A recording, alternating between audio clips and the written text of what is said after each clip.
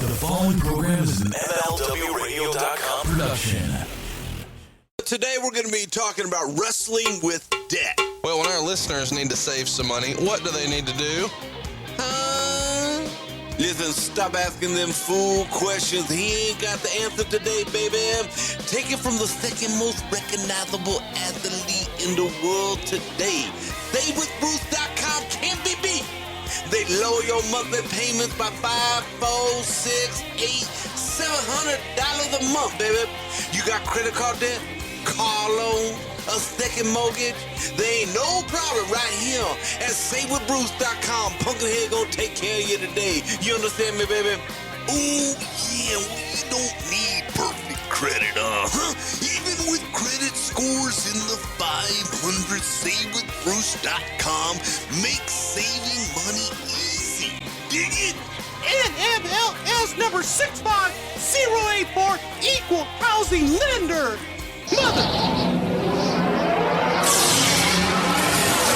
Welcome to WHW Monday. Tony Schiavone and Conrad Thompson talking about the great years of World Championship Wrestling, the NWA, and Jim Crockett Promotions. And now let's go to the ring. Here's your co-host. Hey, it's Conrad Thompson. Hey, it's Conrad Thompson, and you're listening to What Happened When Monday, right here on the MLW Radio Network, and the man who makes it all possible, Mr. Tony Schiavone. Tony, what's going on, man? Conrad, good to be talking to you. Hello, everyone. Hello, slapdicks all across the nation and across the world. You know, we've got some fans from out in England. I got a couple of requests for T-shirts from Australia. And so we got people listening to us everywhere, and I really appreciate that. I'd like to start out with a personal note, if I could. Please do.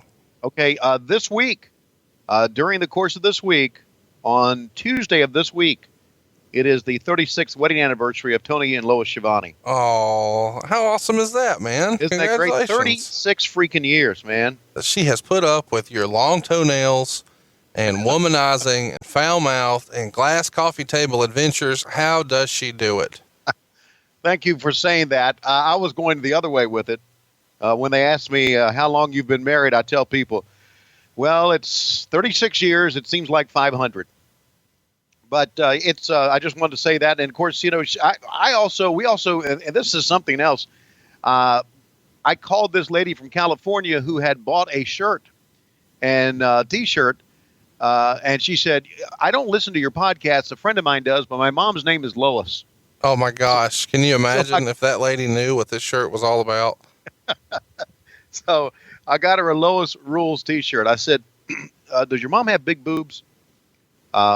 And she wouldn't answer that because Lois does. Well, no, Lois doesn't have big boobs. She's got immense boobs. Immense. Wow. That's a word I haven't used or heard used for that service before. So enough of that. Good to be talking to you. And another great week. We got a lot to talk about. Boy, do we have a lot to talk about for this show. A lot of the splatter of this show has fallen on me over the past number of years. This Slamboree 2000. So I do want to talk about that. Well, I'm looking forward to it, but first I feel like we should follow up and do a little touch up on Mayhem 1999.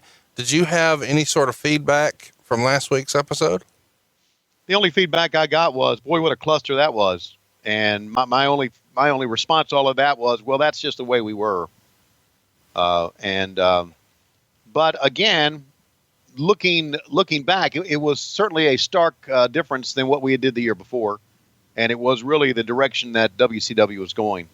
And it also showed me, Conrad, how much we changed things from year to year. Right. I guess in the efforts of trying to, as they used to say, hot shot or try to pop a crowd or do something different, there's a lot of changes going through. But, you know, we saw Kurt Hennig retire. Now we're going to see him in this match here or in this event here. Kevin Nash, you know, and Ric Flair have their problems in the past. And now in this event, we're going to see them help each other out. So it's just a lot of changes going on to the point to where I thought there were too many changes and too many things going on. Sometimes you can do too much. And I think this show is going to prove that out. And I think Mayhem showed that as well. It really did. The biggest piece of feedback I got from last week's show was people talking about this character that you referenced having a personal issue with you and you feeling a little threatened. I was just amazed at that story. If you haven't heard it, go check it out. It's in the archives. It's towards the end of the show. And Tony teased it as a poll topic the week before, but I honestly had kind of forgotten that Tony had a personal story that's a little scary, a little out there, a little out of line, way out of line, actually. And apparently a lot of people remembered this character you were talking about, and there's no need for us to say his name or anything, but I had no recollection of this whatsoever, but I got dozens of messages from people who remembered this person who apparently is back on the internet today. Yeah, apparently so. And they told me who he is and his name. Haven't even looked him up. Haven't even seen if he is on social media, and I'm sure he is, or if he's got an online thing going on right now. Just ignoring it is what I'm doing. Forgetting about him. Not going to even mention his name. If, in fact, that is it. I've forgotten about him. He's not even worth bringing up. So we're going to leave that there because you try to escalate something against people like that online, and it's a losing proposition. Well, there is no losing proposition to coming to Dallas on July 9th. It's WHWLive.com. Tony Schiavone and I are bringing What Happened When to the stage. Klondike Bill would be proud. You have no idea the silliness that he and I have discussed this week. Crazy, over-the-top ideas to make this a one-of-a-kind show. Stuff we're going to do here we wouldn't dare ever record and release. So come see us. We're going to be at 3 Links on Elm Street in Dallas. 1 o'clock is when you need to be there. It's Sunday, July the 9th. What Happened When live in Dallas. There's only one place to get your tickets, and it is WHWLive.com. We're encouraging you to get at 1 o'clock because we're going to be just hanging out. And the actual show is going to start at 3. This will be right before the Great Balls of Fire pay-per-view, so you'll have plenty of time to come on over, have a good time, have some laughs with us, and then, of course, enjoy the show, and then cruise on over to Great Balls of Fire. It's July 9th, WHWLive.com. Tickets are on sale now. 3 Links on Elm Street. What can we expect from this stage performance, Mr. Schiavone? Well, I'm thankful that it's not the old vaudeville days where they have the hook, from the side and pull people off the stage, because that probably would happen to me or you. But we're going to have a lot of visual things. We're going to tell a lot of stories, some stories that we haven't told here. We have our banner back and forth. And you just never know who's going to show up at one of these events because the WWE's in town. I do want to stress what you just said. The doors are open at 1 o'clock, and from 1 to 3, every ticket is a VIP ticket, which means we're going to be talking to everybody personally, meeting and greeting, shaking hands, signing autographs, and talking to people. So it's a chance to meet with a lot of our people, a lot of our fans personally, which I'm looking forward to, and then to be able to come out and do some things on stage that probably we shouldn't do on online here. I'm sure in the days of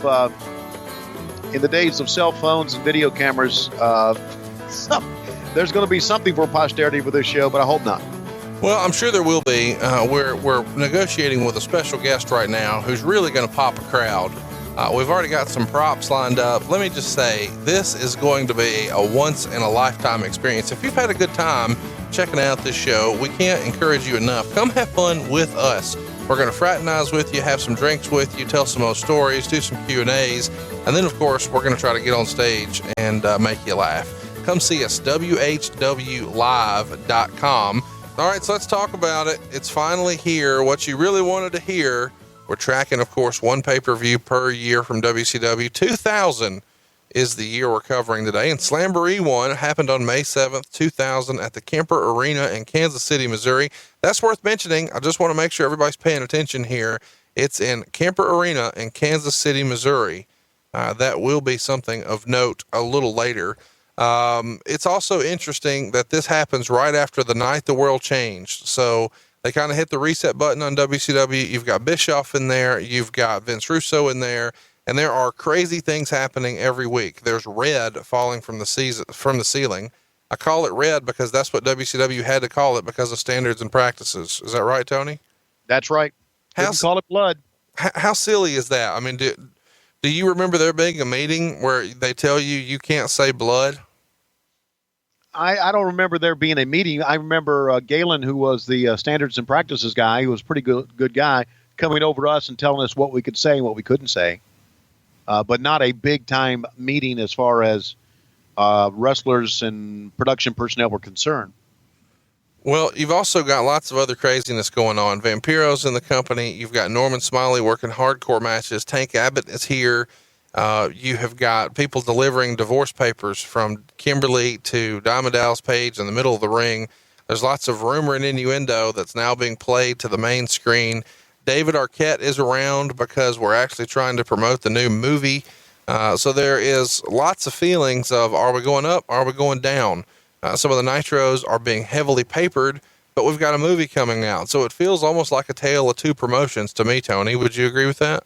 Yeah, it is a tale of two promotions, and we're in too heavily promoting this movie to show Hollywood that we're serious about making this movie big. And this is kind of what this whole thing was about. You've got lots of silliness too. I say silliness because you've got people being hit with a lead pipe and no selling it, or ran over by a Hummer and the next week appearing to be fine, except for a little tape on their ribs that they don't sell in their match. So it's just a time when there's lots of, let's throw it against the wall and see if it sticks. And some of this, I think, is unfairly heaped all on Russo, but Bischoff has come out in his book several times and said that he feels like, and even on the more recent Table for Three, he thinks that what wrestling fans really want the most is a surprise, a swerve. He don't call it a swerve, but he says, I didn't see that coming. It was the unexpected. They want to be surprised. So it feels like this era of WCW is focusing more on what's the surprise as opposed to what makes the most logical sense. Would you agree with that, Tony? Yeah, it's more shock and awe than it is more storyline driven or more wrestling driven at that time. You know, during this time, Conrad, we're more about the storyline itself than we are the actual match. And a lot of the matches, the fans who are purists and love wrestling matches like a Dave Meltzer and probably like yourself would probably shit at some of the things that we did. But, and even in the pay-per-views, it was more about the storyline getting to the match than it was the match itself. And a lot of those storylines had a lot of surprise to it. When WCW was red hot, we were red hot because of the surprises we gave the fans every week. Kevin Nash shows up. Scott Hall had shown up. Roddy Piper shows up. Randy Savage appears. Gene Okerlund, Bobby Heenan appears. We get all these guys, Lex Luger being the first one. We get all these guys for the WWE, and that surprise each and every week is what kept fans coming back. Now, we're running out of those surprises here in 2000, and now what do? We do shock things to surprise the fans. That's something they didn't expect. Is that the right thing to do? Or the right thing to do is still give them good, solid wrestling matches with storylines? There's a point to where you run out of things to do, and you got to come up with crazy things, and that's what Vince Russo did, right or wrong. Yeah, and I think we're going to be debating a lot of right or wrong Bischoff and Russo for the duration of our podcast. But let's talk about something that was heavily criticized. Meltzer would write, and it's important to mention, Sting does an angle here leading up to this pay-per-view with Vampiro where he comes down from the ceiling. He repels again. The red drops on Sting, not the blood. And then they hang him back onto this, the cable again from the ceiling. Right. So Meltzer would describe that he's laying there kind of like an unconscious pinata. Anyway, he would say, Bret Hart was asked by Sting before the stunt on April 17th if he had a problem with Sting coming down from the ceiling. Hart said he didn't have a problem with it if Sting didn't have a problem and felt safe doing so and had a safety line. There were many people in the company who felt it was in poor taste, but Russo was insistent that it was important to do. What did you think of this decision less than a year after his brother falls from the ceiling and dies doing the same stunt to do this situation, this rappel with Sting? I didn't feel that bad about that. I felt more bad about the finish of the pay-per-view. We'll get there. But, okay, so I'll stop and just say I didn't feel as bad about this as I did that. This one didn't bother me. We're going to talk about the fact it. They cleared it with Bret Hart, I think, worked. Yeah, it just feels like it. I mean, what's it going to say? No, I wish you wouldn't. I mean, then they're just going to try. Well, yeah, Bret Hart would have said it if he really didn't want him to. But even if he did say that, he knows they're going to do what they want to do. They're going to come try to sell him on it and make it better. I'm not saying that. I mean, if your boss comes and says, would it be okay if, you kind of have to say yes. Okay. Lots of crazy stuff's going on in the promotion here. Kidman's working an angle with Hulk Hogan, and Hulk Hogan is wearing a jacket that says FUNB, and NB stands for New Blood. He's taking a power bomb through a table from Mike Awesome. Chronic is beating Ric Flair and Lex Luger in 1 minute and 20 seconds. There's a lot going on here. So we'll talk about all of this more in the future. We're going to focus more specifically now on the pay-per-view, and I can't wait to talk about some silliness with Tank Abbott and stuff like that, but we'll get there one day. Let's talk a little bit about the actual show itself. Kemper Arena, May, as we mentioned, and it's easy for us to look back now and say, but Meltzer would write, at a time when the company needed something positive, WCW delivered the Slamboree. The show, paced by a hot live crowd on May 7th at Kemper Arena in Kansas City, combined a strong work rate up and down and good booking to the company's best pay-per-view show since probably the 99 Spring Stampede. There were no off-the-charts matches. The work and heat were there for all but a few matches. He feels like it was a pretty good show. The show drew 7,165 fans. 4862 of those paid $139,000. He would write that this is a substantial money loser as a live event. The show was on track to do just 6,000 paid, and tickets not just stalled, but stopped selling completely, with David Arquette being added to the main event as world champion. So David Arquette wins the world title at Thunder about 10 days prior to this. And it was just a happy accident. They cover that in the show. It was never intended for him to look strong necessarily. But through the goofy stipulations, they're all in a match together. The referee counts his pin. Now he is the reluctant champion, continuing to make appearances saying, I'm not a wrestler. I don't deserve to be champion. And everyone's acknowledging that. I know that we're going to get crucified for saying this because lots of wrestling fans just hate everything about David Arquette being in wrestling. But from what I know, Arquette was a wrestling fan. He was a superstar in films. We can say he wasn't a superstar, but he is the lead actor in mainstream Hollywood movies. That's a big deal for a wrestling promotion to have that. And he donated all of his money that he made from wrestling to the families of deceased wrestlers. That's what I know about David Arquette. And so therefore I say Arquette got a bad rap. What say you, Tony? Got a terrible rap. Look, David Arquette winning the world title was silly shit, but take a look up and down at this show. We were into silly shit at that time. Right. It kind of worked with all the stuff that we were doing. And, fans would say, oh, that was entertaining. Oh, how about Ralphus? How about the hardcore match? That was funny. And then David Arquette wins the world title. They say, what do you mean? That's the World Heavyweight Championship. That was a world title that Harley Race had around his belt. Yeah, fuck that. It was a work. It was always a work. No one was really a world champion. It was all a freaking work. And if you think about it from there, then you can't put a lot of heat on David Arquette. Bob Ryder said, what do you think? Do you think that is, that told me in a discussion we had backstage during that time. And of course, a lot of that heat was put on me. Do you think that has really sullied or really made the world title mean less? And I went, no, it's a work. Right.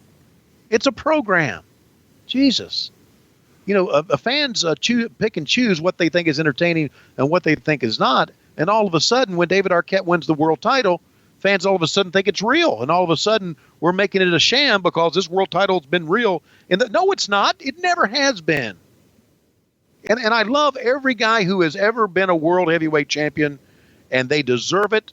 Ric Flair deserved it. Harley Race deserved it. Dory Funk deserved it. Jack Briscoe was one of the greats. But it was all a work from day one. So if you think about it from that angle, this doesn't bother me this much. Well, we will cover David Arquette winning the world title when we do our Ready to Rumble show. That's going to happen at some point, so we'll talk about it a little more. About it now. I know, and I want to bottle it up and save it because I know that you're the motherfucker to blame, and I can't wait for us to talk. Fuck you, I am not.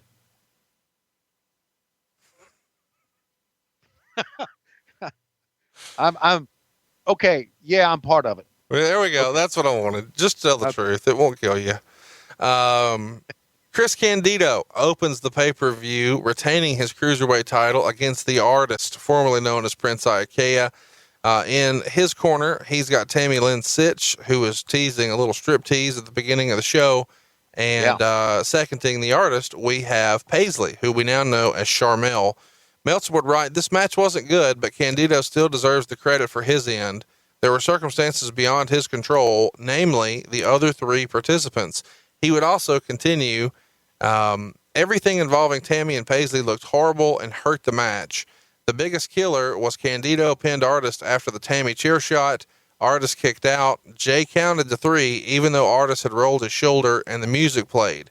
The guys ignored the bell and the music and the fact the announcers called it as the finish and kept going. Quickly went to the real finish where Candido used a pile driver and a diving headbutt.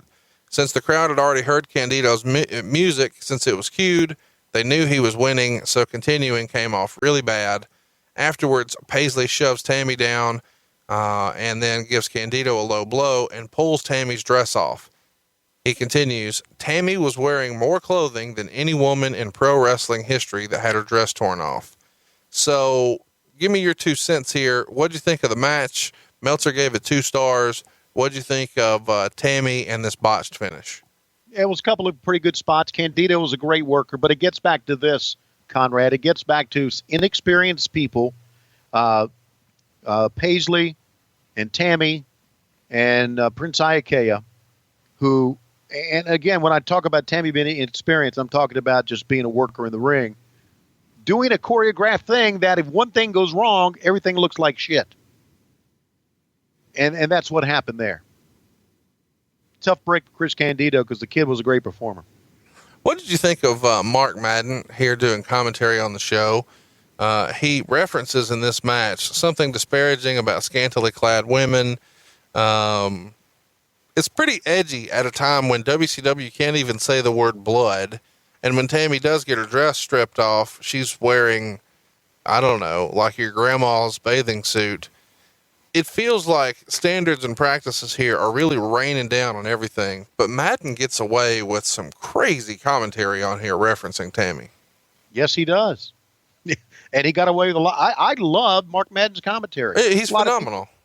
What's that? He's phenomenal. As a wrestling fan, I couldn't wait to hear what he was going to say next. Yes. He's got a lot of heat with a lot of people because people thought he was annoying. They were pissed off at him. And I said, well, that's what we wanted you to do. He was doing his job. And he got away with a lot of shit, and he would just say it and say, it was like one of those things where it's better to ask forgiveness than ask permission. Right. Absolutely. And that's how he worked. And it worked, and I think we played off of him quite well. The commentary for the show, I think you could tell that Scott Hudson, Mark Madden, and myself genuinely liked each other and genuinely got along and had a good time in doing this show together. I think that came across quite well because I did. Liked them both tremendously. Loved working with both of them. We had fun together, and I thought the commentary for this show worked. And some of the things that Madden said was crazy, but still worked. Yeah, and it really worked for me. I enjoyed this match. I know it wasn't a barn burner, but I'm such a Candido fan. I feel like he got a bad break in his entire wrestling career, but he was really the shining star here. It is a shame to see Sunny maybe not at her former self. There's lots of rumor and innuendo surrounding her and her WCW run. How can you address any of those rumors or innuendo, Tony? Well, the rumors, innuendos have to do with drugs and have to do with something that happened in a lady's bathroom. And I remember all that going down. I always remember Tammy being very nice. And I never saw Tammy that I thought that she was drugged out of her mind. But I think we all knew that she had a problem. And I think she admitted to that. But I think the flip side of that was that she was sultry and sexy and looked great. And was a big star not that long ago. So I think it was a big bonus that we had her on our television programs, only for a short period of time. Yeah, no doubt about it. I am I'm sad that it all ended the way it did, and I wanted to play a little game here. We've talked a little bit in the past. I guess it was the first Nitro. I've got a little conspiracy theory. Can I pitch this to you, Tony?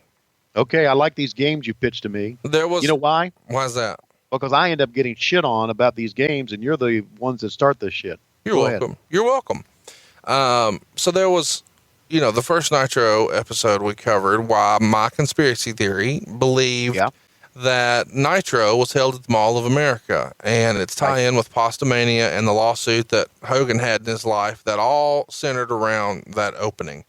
Let's fast forward here. I feel like there was a lot of rumor and innuendo that had kind of even been teased a little bit on television with Bischoff and Kimberly and DDP, and there were rumors there. Do you want to say what the rumors were?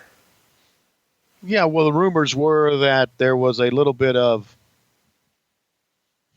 menage a trois going on. Did I say that word right? Klondike Bill would be proud. Yeah, a little bit of swappage. Let's be clear. Did you just say swappage? Swappage. These are unsubstantiated rumors as far as they are. You never saw anything of this. This becomes one of those wrestling things that gets bigger every time it's retold. No, we always tried to, which I thought was kind of stupid. We always tried to take rumors and turn them into real life angles. Well, that's a Bischoff MO, and that's actually pretty smart in a lot of cases. The rumor that Vince sent Scott and Kevin to WCW to kill it and inject poison and blah, blah, blah. So anyway, let's just freestyle here for a minute. There's rumors that Tammy is let go after drug paraphernalia is found in the ladies' room. It's apparently discovered by Kimberly. Kimberly reports it to Eric Bischoff. Bischoff interviews Tammy. She emphatically denies it. He sends them both home. They're not happy. He orders them to do a drug test. She inquires over and over and over as to the drug test, and ultimately they come back where they were clean. Despite all, this is Tammy's testimony. Despite all of this, Bischoff still lets them go. Now, let's just get in the conspiracy time machine for a minute. Okay. If I was a conspiracy theorist, I might say that if the original rumor and innuendo about Bischoff and Kimberly were true, and now all of a sudden AOL's most downloaded celebrity is coming in to the company where I've been the centerfold and the pinup and featured in Playboy and the lead Nitro girl, and I've kind of been the lead pretty girl in this entire promotion, getting all of the attention. And now AOL's most downloaded celebrity and one of the hottest acts from the rival company just 4 years prior is now here. And she comes in with some baggage from a maybe prior, maybe current, but baggage and rumors and whispers about drug use. Let me just take something, find it in a bathroom, report that it was hers, and get her the hell out of the way so I can go back to being the featured spot. And if I report it to this guy who I have a relationship with, wink, wink, he'll err on my side. And this is a nice excuse to get her out of the way. Poke holes in my conspiracy. Well, that's, you're really going deep here because you're saying that, this paraphernalia could have been planted. Not so sure if I can go that far, but let me tell you this. I could logically see Kimberly not wanting Tammy there. Well, yeah. And so that's my thing. Kimberly had a lot of heat, Conrad. Right. She had a tremendous amount of heat. She had a tremendous amount of heat with the Nitro girls. They didn't like her being a Nitro girl. They didn't think she could dance. And so, and she had a tremendous amount of heat backstage. And it appeared that she had a tremendous amount of quote unquote stroke or power. So I can see her pulling this off. I can see her being the reason that Tammy left, wanting Tammy out. Did she plan the paraphernalia? I'm not going to go there. That could have really been Tammy's stuff. And she actually just saw it. Well, here's the thing. Did you see any paraphernalia? No. That's what I'm saying is nobody knows for sure that the paraphernalia story is true, that it really happened, that there was anything, that Bischoff and Kimberly ever did anything besides high five or shake hands. This is all just wrestling silliness. That is exactly. That is probably a kernel of it is true. Yes, there was a ladies' room. Yes, both women used it. Yes, Tammy wasn't the most favorite person from the girls who were threatened, felt threatened by their position. Yes, Kimberly had heat. Yes, Bischoff was the boss. And now I'm just using watercolor here to create storylines for the purposes of our podcast that may or may not be true. Right. But I can see Kimberly doing this. I can. Well, I can. And it to me, it smacks of logic of why Tammy ended up leaving when she probably shouldn't have. Well, it's not like Tammy was moving the needle in a major way for the company. So letting them go doesn't necessarily hurt WCW. So in the end, while it may be nice to have them, they're not have to haves. And if them being out of the way makes your life or business a little easier, then roll tide, right? Right. Exactly right. If they are causing problems backstage, and you got the option of getting rid of Kimberly or getting rid of Sonny and Candido, and there's a problem, you get rid of Sonny and Candido. And that's unfortunate, but that's why I played the little conspiracy game. So we're not going to have a shirt next week that says pasta still rules, but I'll tell you what, Blue Apron does rule. Am I right, Tony? Blue Apron does rule, and it rules because it has ruled the Schiavone family since the month of January. It's put Lois back in the kitchen. Ha ha, wink, wink. I know we've got this week got our anniversary coming up, and we're still discussing, instead of going out, which we've always done on our anniversary, we're still discussing staying home and cooking Blue Apron. Because it's got fresh ingredients, because it comes right to our door, easy, step-by-step instructions, and it's just made our life easier. We are empty nesters, and this comes to us at a great time when we don't have to think about, what are you going to have for dinner? What do you want for dinner? I don't know. What do you want for dinner? You play that game all the time with your wife. When Blue Apron comes, you don't have to worry because it's all right there. Great ingredients, fresh, high-quality ingredients, affordable, because less than $10 a person per meal. You can have a great gourmet meal right at your house. Now, we want to invite all the fans to do what the Schiavones have done, and that is go to blueapron.com and check it out. Here's how you can get your first 3 meals free with free shipping. Go to blueapron.com/Tony, Tony. Blueapron.com/Tony. You love how good it feels, tastes, create incredible. And I'm going to underline this again, Conrad. Home-cooked meals with Blue Apron. Don't wait. That's blueapron.com/Tony, because Blue Apron is a better way to cook, and the Schiavone family has found out firsthand. We have cooked Blue Apron on some days for lunch and for dinner as well. Well, I can't recommend it enough. I know that you and Lois are having a good time, and I've got some of my friends at the office who are into it now. Everybody loves Blue Apron. You will too. Check it out. It doesn't get any easier than free food. What are you doing? Go right now, blueapron.com/Tony. How much does it cost again, Tony? It's free.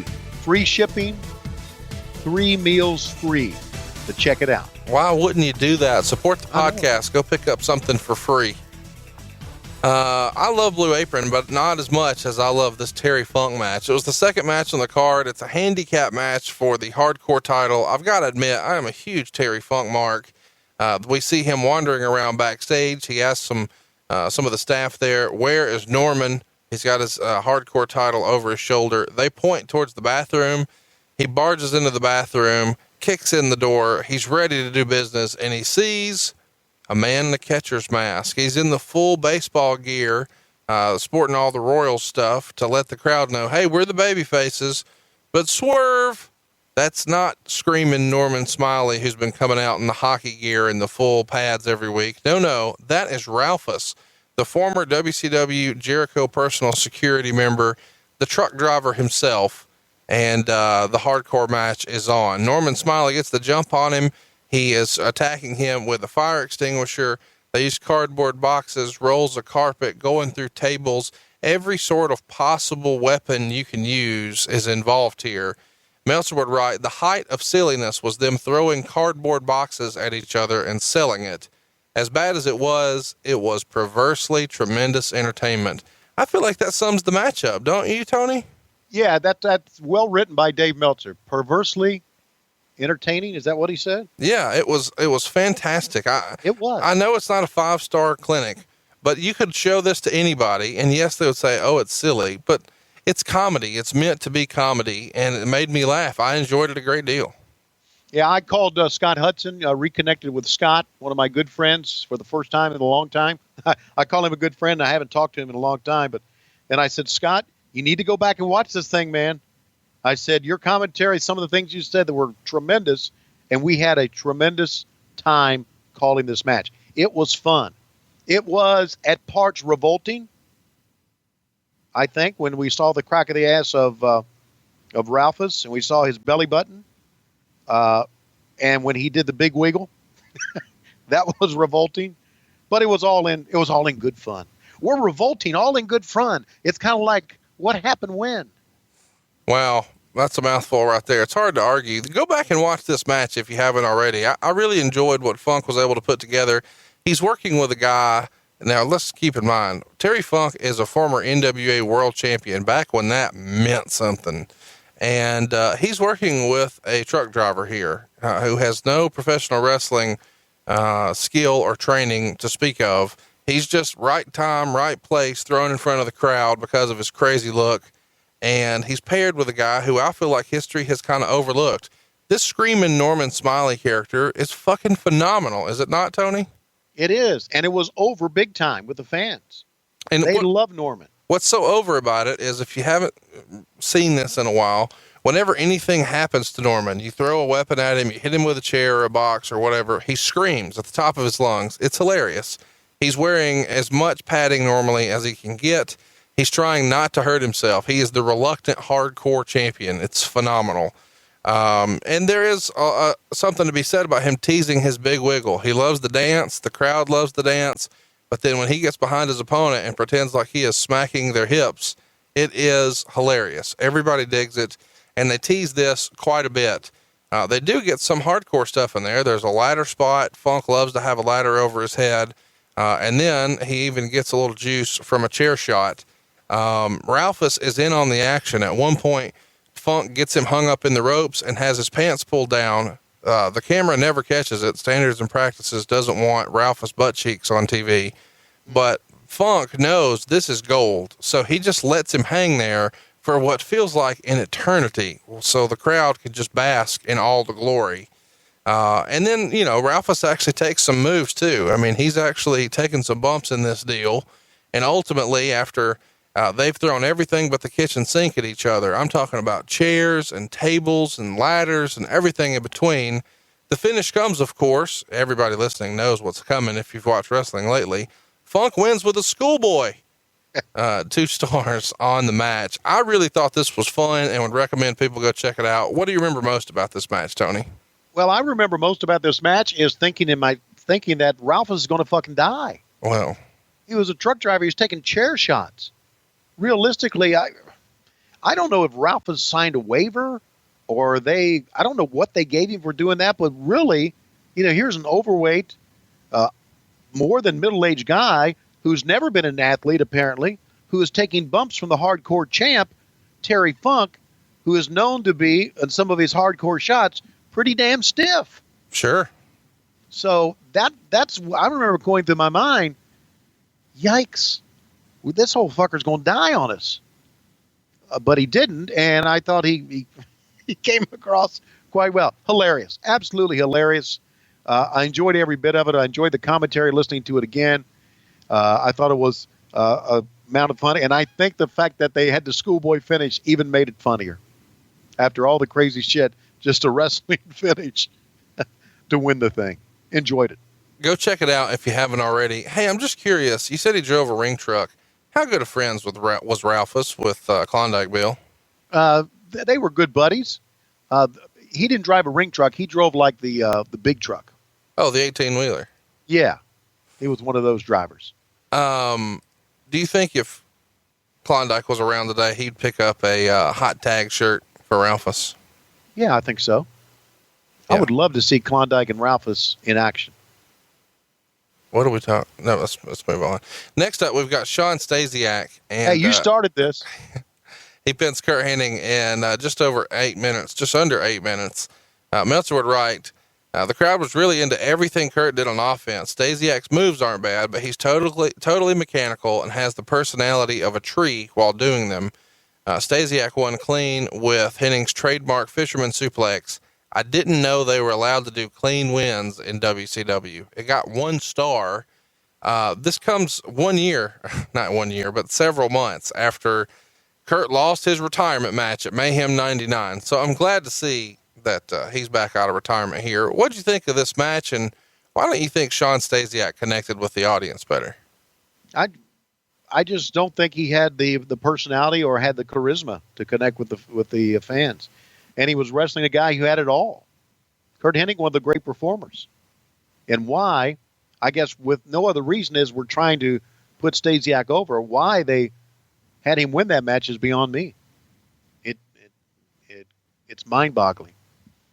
I know he's a second-generation wrestler. We talked about that during the commentary.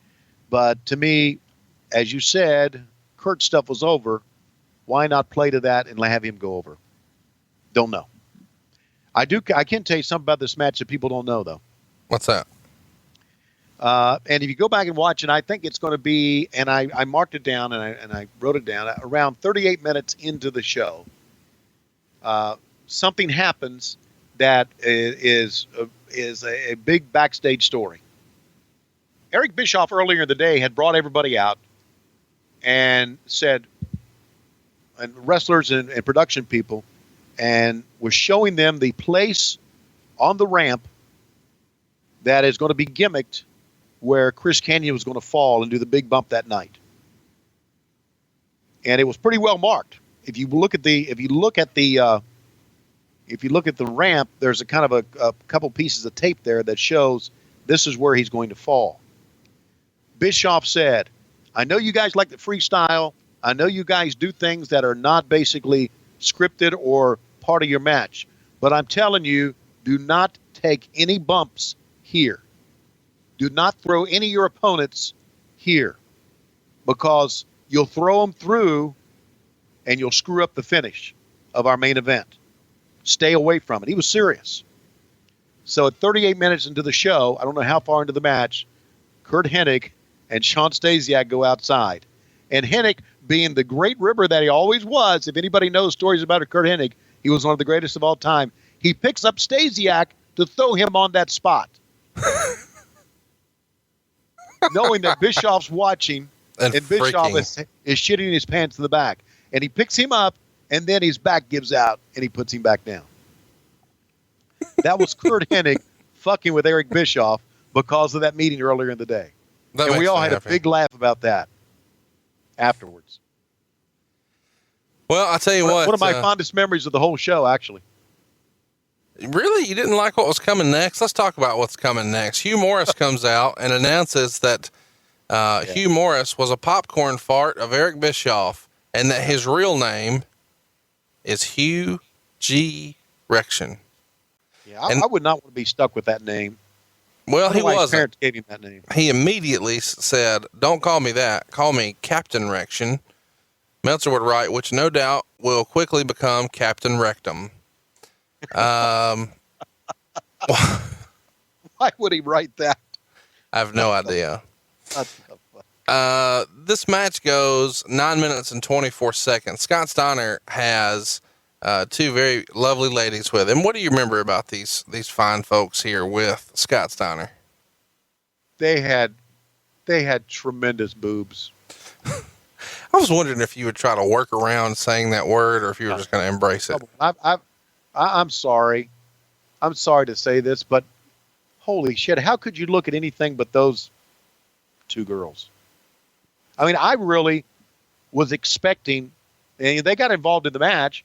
I was expecting something to fall off or fall out. Just, to me, it took my attention away from the match. How long have you been a 14-year-old boy? I have to call it like I see it there, because those girls were spectacular, weren't they? Well, he being Scott Steiner, pronouns pal, he would refer to this package as the freaks and the peaks. And of course, the peaks, he would point to his biceps. Yeah. How well did these girls live up to their billing? As I know, probably quite well. I would think. I don't know personally. Here I am, my 36th year of marriage, and you are trying each and every week to get me divorced. I'm pretty sure Medeja still makes appearances here or there. Really? We got to get Medeja to a live show. So Medeja's the one everybody really knows, but she's seconded by Shakira. Did you ever have any fun interactions with Shakira? Did you help her with her makeup like you've admitted to doing before on the show with other ladies? No, I would go to the makeup department and always talk with the girls, and I got to know them quite well. And we would do a little small talk. How are things going? How you been? How you like what's going on here at WCW? How you like working with Big Papa Pump? Are you married? Do you have a boyfriend? Here's some pictures of my kids. Things like that. Small talk. Getting to know them, getting to know that I cared about them as performers, and I had some good time in the makeup room. I'm sure you did. What? What'd you think of this match in particular? It's not that bad of a match. It gets 2.25 stars. Towards the end of the match, you would see. Here's what Meltzer wrote: the finish was botched badly since Rection went for the moonsault, which Steiner has to move away from. Steiner moved, but Rection's foot still killed Steiner's face, actually making it more damaging than a real moonsault. But Steiner shook it off, and Rection pretended he missed and laid there, and they went for the recliner for the finish. The rest of the MIAs tried to hit the ring, but R&B security stopped them. Finally, Booker T came out, it cleaned house on Steiner. What did you think of this finish and the match itself? Yeah, the finish was really shitty. The match was okay. A lot of posing going on and a lot of stalling. It was a match to further an angle. Let's face it, it was and I don't want to, I liked Bill, and I still like Bill, but it was kind of a job guy match to further the angle between Steiner and Booker T, is what it was. And I'm not so sure if, we saw his sergeants down on the floor, or his corporals, or his whatever they were. Yeah. And I'm thinking, what the fuck is Van Hammer doing back here? That's one of the first things I thought of. Did Van Hammer have any rumors and innuendo with anybody in the office? Is there something that you're not telling me? No, I'm not. I'm just wondering, Barnett's gone. So yeah, we're right. How does this guy keep getting in the door? That's what I'm wondering, because he can't work a lick. So what I'm saying is he had to be doing something with that Van Hammer. Yeah, he obviously was doing. Yeah, I don't. If this whole match ended up being a clusterfuck, and again, just to further an angle down the road, we talked about this before. Should something that furthers an angle down the road be on a pay-per-view? Should that just be Nitro-centric, and then the pay-per-views give you your payoffs? That's a question that I can't answer. But it was pretty apparent that this match was basically a squash match. Although Scott did do a good job of selling some of Hugh Morris's good stuff, but it was basically a squash match to further Scott Steiner against Booker T. For better or for worse. All right, so let's talk about what we've got coming up next. It's Mike Awesome, and he goes to a no contest with Chris Kanyon. They go about 12 minutes. Meltzer would write, these two put on the best match of the show. They were hurt because there was a big fight in the stands earlier in their match, which took the crowd away. Tony, do you remember this fight in the crowd in particular, or is there a fight in a WCW show that you remember well or better than others? No, I ignored them all. I had to. No, I had to ignore crowd fights. I had to keep the attention on the ring. And obviously when there was a crowd fight, the attention went away. I couldn't watch that, Conrad. I had to stay focused on the match. You weren't I ignored all of it. You weren't watching the match most of the time, though. You were just plugging the silly shit. So why couldn't you just turn around and watch the fight and plug the silly So I was shit? just reading script and I didn't have to watch a match because I wasn't selling shit, right? I'm just saying. Thank you, Dave Meltzer. But What'd you think of Mike Awesome? I got to tell you, I'm a mark for Mike Awesome. I first saw him in tapes of FMW back when I was doing some tape trading in like 96, 97, and I thought he was awesome. So when I finally see him in ECW, I'm a big Mike Awesome fan. I loved what he did there. I thought what he did with WCW was kind of silly at times, but pretty fun. I feel like he could have done a lot more in the business than what we actually got to see him do. yeah, I thought he was very, very good as well. But to me, Chris Kanyon was one of the great performers. Mm-hmm. You know, we called him the innovator of offense. He did some tremendous stuff, tremendous bumps, new looking stuff that was great. That was something we hadn't seen. And Meltzer's right. This was the best match on the card by far. And the fans were into it with the exception of the cat fight or whatever they had, the drunk fight, the redneck fight going on up on the left there. And you think I should turn around and call and ignore the match. Meltzer would write, they were on the ramp and Awesome set up a spot where he'd powerbomb Canyon off it, but Kevin Nash came down and interfered, which led to Billy Kidman, Vampiro, Shane Douglas, Chris Candido, Ric Flair, and Sting all in a big brawl. The lack of a finish hurt. 3.25 stars. What'd you think of this match being as good as it was, but then you've got all these guys in a brawl, and it's not setting up a pay-per-view. This is the pay-per-view. But I just said that. It's furthering an angle, and there should have been a finish in the match. They could have had all the run-ins after the finish and still got a finish out of it and still furthered an angle. No, I agree. I agree with all that was written about that. I agree with you about the performers. And again, we're just doing seemingly clusterfuck after clusterfuck on top of a match, and the matches are meaning nothing. Next up, we've got Lex Luger beating Buff Bagwell in 9.5 minutes. Dave would write, this was the first time ever where Luger, who turns 42 next month, actually looked old in ring. I don't mean old as in his match was bad, because they've been bad forever, but facially and even his body looked like an aging bodybuilder as opposed to a bodybuilder. It's the unavoidable reality, but it's hit me hard nonetheless, because Luger always looked younger than he was. Backstage, Liz hit Vince Russo with a bat and ran to ringside. As she ran out, she hit Buff, but Buff got the bat and hit Luger twice in the ribs and delivered a neck breaker. Liz got the bat and hit Bagwell with a very weak shot, and Luger put him in the rack for the finish. After the match, Chuck Palumbo, just back from New Japan, came out wearing the same style boots and trunks as Luger for his gimmick as the new total package, joining Bagwell and doubling on Luger and put him in the rack while Bagwell grabbed Liz and carried her backstage. Good Lord, there's a lot going on here. Who booked this shit? Okay. Couple of observations on this one about Luger. Luger did look old, but you know why he looked even older than he should have? Drugs. No. The Tanner. Because Scott Steiner and Stasiak had come out earlier with tremendous bodies. And then Luger comes out third. After looking at those physiques, you're not going to look as good as those guys. So in comparison, and I'm really serious about this. Scott Steiner comes out and does the peaks, and Shawn Stasiak comes out and looks the way he looks. And then we've seen Luger all these years, and we look at Luger and go, yeah, well, he doesn't look as good as the other guys.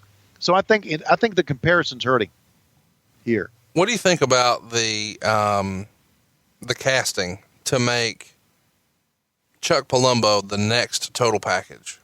Yeah, they were pushing Chuck before his time. We gave Chuck the kiss of death in that on that show because we talked about Chuck being on WCW Saturday Night and WCW Worldwide, two shows that no one gave a fuck about. So if he was on those shows, no one gave a fuck about him. Why have the shows? Because TBS, a 6:05 was the standard time, and because we had all these clearances and syndication. It just seems like if you know, hey, nobody gives a shit about this show, and being on it will hurt you. Yeah. It was the kiss of death. Well, why have it? I know. I know because I had to produce those shows. I got to tell you, gave a shit about. I didn't and like. we ended up Only thing they ended up being was, here's what happened this past Monday. And here's what's going to happen this coming Monday. That's what those shows end up being about. And oh, by the way, before we talk about what's happening next Monday here on WCW Saturday night, let's take a look at a match with one of the guys from the power plant. And that's what those shows ended up being, and no one gave a shit about them. Next up, Hardbody Harrison versus High Voltage. What's your favorite Chuck Palumbo match? God almighty, I have none. You know, he seems like a nice enough guy, but he just feels like he's miscast here. Like you said, they set him up to fail, putting him in this spot. Sure. And you know, he was kind of thin in the legs. He looked good, but he didn't look tremendous. It's an upper body business, brother. So I've never really understood why right here, Lex Luger is calling himself the Total Package. I mean, he's not even referring to himself as Lex Luger. He is being referred to as the Total Package. When I think of the Total Package in 2017, I think about DirecTV, man. For only $50 now, you can get over 150 channels. And that includes 4 receivers and a high-def DVR. And you can make it happen just by calling fellow wrestling fan, our good friend of the show, Matt. Matt can hook you up right now at 850-294-0887. I want to give you that number again, and it's important to mention that you don't have to live in any specific area. Matt can get you this great deal no matter where you are at 850-294-0887. And I feel like it's worth mentioning, if you already have AT&T service, you can get an even better deal. So you get a great discount because you're doing business with both DirecTV and AT&T. And maybe you can't have a dish in your yard or on your building, or you just don't like the way they look. No big deal. DirecTV is now streaming live DTV for as low as $35 a month. But check this out. If you've got AT&T, he can get it down to just $25. Matt's even got a hookup offer on the NFL Sunday Ticket, all in time for the 2017 season. You're going to save time and you're going to save money, and you're going to do it every single month. Just for our listeners, Matt here, he's going to make sure that you have no installation fees, up to 4 TVs, and you get that DVR for free. Check it out right now. Give him a call. It's 850-294-0887. It's 850-294-0887. And be sure to tell him that you want the total package from WHW Monday with Tony Schiavone. Let's talk about the next match. This is something that people have dreamed about for a long time. Would it ever happen? Would Shane Douglas ever get Ric Flair in the ring? He had called him out in ECW for 7 years, calling him Dick Flair and saying that he was past his prime and holding people down, etc., etc. And he gets a win over Ric Flair in 8 minutes and 46 seconds. Rick is in his street clothes. Why is Rick wearing street clothes? It's part of the Millionaires Club, and it's part of him, doing things differently. It didn't work at all. It did not work at all. I had to think in my mind when I saw him run in, what is Flair doing in his street clothes? Then I listened to our commentary trying to explain why he was in his street clothes. To me, it looked like Flair didn't give a shit about the match if he's in his street clothes. Yeah, I mean, he's out there in dress shoes. Right. So if this is an important match for Flair, an important match that Flair's finally going to face Shane Douglas, why wouldn't Flair have the robe, the whole gimmick, and come out and do all of his stuff? He had some pretty good mic work there that was funny. And he did a slap towards ECW and everything. But to me, it was disconcerting him in his street clothes. Meltzer would write, okay, Flair shouldn't wrestle with his shirt off, but he looks ridiculous in the dress pants and shirt. Trunks and a tank top or t-shirt would have been far more effective. Flair only wrestling on special occasions when it has meaning would be even better. Would you disagree with that? Not at all. What's great is he wrestled 8 more years. Yep, I know. Meltzer would write, this was a good match. It makes perfect sense to build Flair up since he's supposed to get a title match on the next pay-per-view by jobbing for Douglas on this one. Douglas in an interview said he was going to franchise Flair's ass. When he said it, it sounded like he was going to start a chain of restaurants called Ric Flair's Ass.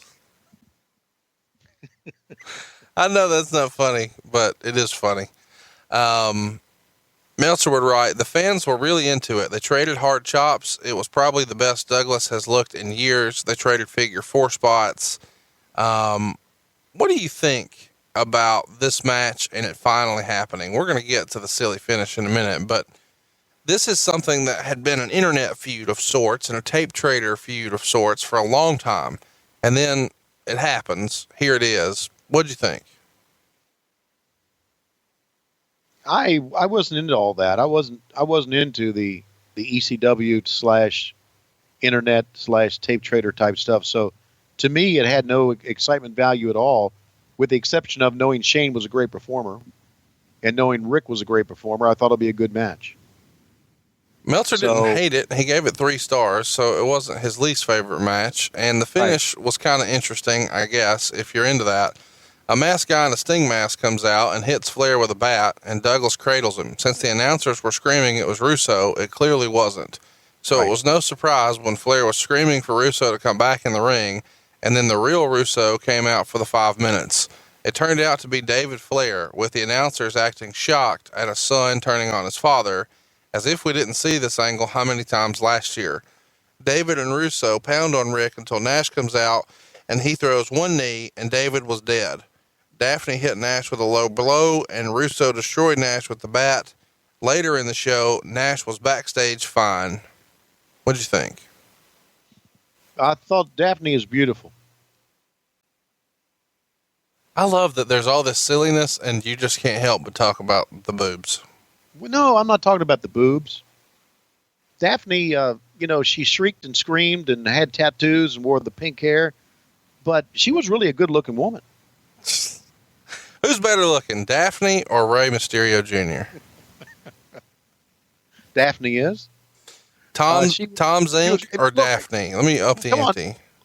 Comrade, once again, it is a clusterfuck of an angle on a pay-per-view. That's the direction we were taking.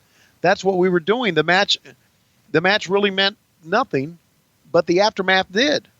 David turning on his dad, the reaction from the announcers, Daphne getting involved. And you know what we also did? We have a nut shot in that thing too. We were nut shot crazy. And bat crazy. Oh, we were nut shot freaking crazy. So to me, it was all just everything. As an announcer, if everything kind of got confusing, then I'm sure it got confusing to the fans too. And we started to do a lot of what I thought was wrong back then as announcers. And I'm going to take the blame as much as anybody else. We started selling what are you laughing about? I'm just laughing at the way this has to be pitched to standards and practices. Like, can you imagine when they get a run sheet? Okay, bro. So here's what we're going to do, bro. We're going to dump a bunch of red from the ceiling on this one guy, bro. And then we're going to hook him to a cord and we're going to yank him up. Then this other guy's going to come in, bro. He's going to punch the first guy in the ding dong. And then the second guy, bro, he's going to take a rubber bat and he's going to hit him with it, bro. Like, can you imagine pitching? Oh, and bro, we're introducing a new character. His name's not Hugh Morrus. His name is Rection. And he's got a first name too. It's Hugh or whatever. But we're going to have one of our bus drivers come over. We're going to pull his pants down and show his ass to the live crowd. Not the camera, bro. I know I can't show the camera. I mean, this is a lot. Yeah, you know what? I'm going to stop you right there. I bet you, I know a lot of shit went down that standards and practices were not aware that was happening. So did they sign off? It goes back with asking for forgiveness instead of asking for permission. So they were okay with red, and they're okay with ding dong shots. They're okay. Clearly, there's lots of bad shots. Are they not okay with? Are they okay with Kevin Nash being shown later in the back drinking a beer? Could you tell that was a beer? Well, Kevin Nash is drinking it. Well, okay, all right. Then I didn't see a label that says it was a beer, so. Oh, okay. So we're going to pretend it's a kayfabe beer. It's up to your own interpretation there, for crying out loud. Oh, yeah. It was probably a Zima. My bad. So they haven't, do you think standards and, I want to hear what it sounds like. I realize this is the Tony show, not the Bruce show, for Vince Russo to pitch standards and practices on Hugh Morris's name change. So he would say something like, okay, so Galen, we're going to change his name to Captain Rection. Captain Rection is what we're going to call him, and that's how he's going to come out and present it. And Galen would have said, Captain Rection? Captain Rection? Okay, I think that works. And then he goes out and he says, Hugh G Rection, and Galen goes fucking nuts and runs in to see Vince, and Vince goes, well, I guess he was doing it on his own. I guess he just kind of winged it, freestyled on his own. We'll tell him not to do it again. And a lot of that happened. Well, it did. So there you go. Do you think the fans in the crowd, I mean, I know the heat between Douglas and Flair. Do you think the fans in the crowd, by and large, knew the history here, or not so much?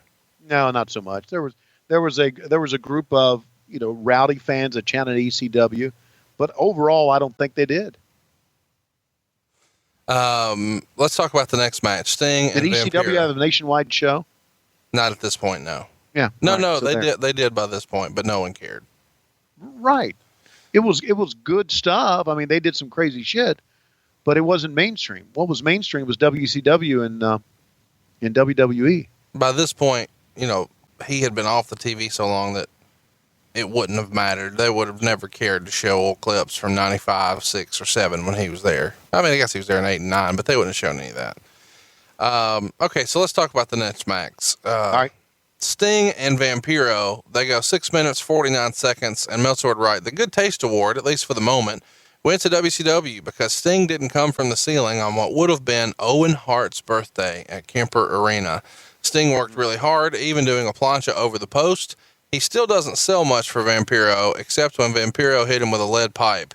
Sting got the pipe and delivered a stinger splash with it and hit 2 reverse DDTs for the pin, 2.5 stars.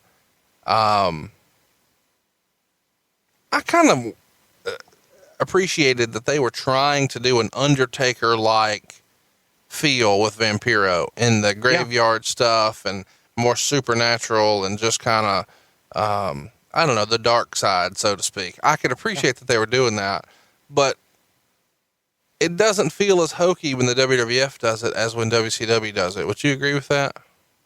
Why do you think that is? I don't know why that is. Am I wrong?